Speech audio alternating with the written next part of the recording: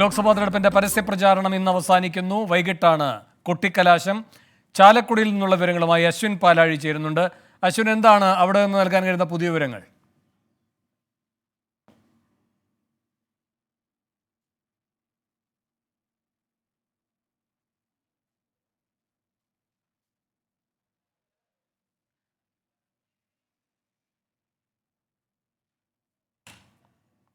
അശ്വിൻ, കേൾക്കാമോ? എന്താണ് ചാലക്കുടിയിൽ നിന്നുള്ള അവസാനത്തെ ചിത്രം? വേണു, എന്തായാലും ചാലക്കുടിയിൽ അവസാന നിമിഷത്തിലാണ് പോര് ഏറ്റവും കൂടുതൽ കടുത്തത് എന്ന് പറയാം. കാരണം ഇപ്പോൾ ഒരു പ്രവചനാതീതമായ സാഹചര്യത്തിലേക്ക് ചാലക്കുടി മണ്ഡലം പോയിട്ടുണ്ട്.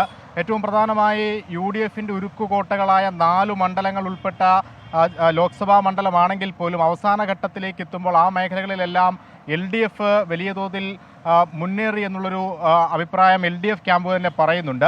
അതിനോടൊപ്പം തന്നെ ചില മേഖലകളിൽ, പ്രത്യേകിച്ച് സഭാ കേന്ദ്രീകൃത വോട്ടുകളുള്ള ഇടങ്ങളിലൊക്കെ 2020യുടെ ഒരു മേൽക്കോയ്മ ഉണ്ടായിട്ടുണ്ട്. അവിടെ ചാർലി പോൾ സഭയുമൊക്കെയായി വളരെ അടുത്തു നിൽക്കുന്ന സ്ഥാനാർത്ഥിയാണ് 2020യുടേത്.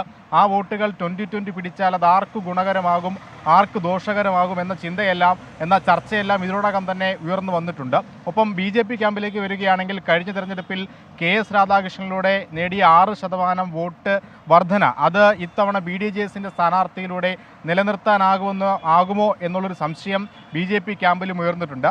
അങ്ങനെയാണെങ്കിൽ രണ്ട് കേന്ദ്രങ്ങളിൽ ഉണ്ടാകുന്ന വോട്ടിലെ ഏറ്റക്കുറച്ചിലുകൾ അത് ആർക്ക് ഗുണകരമായി വരും എന്നുള്ളതാണ് ഇപ്പോഴത്തെ ഏറ്റവും പ്രധാനപ്പെട്ട ചർച്ചാ വിഷയം.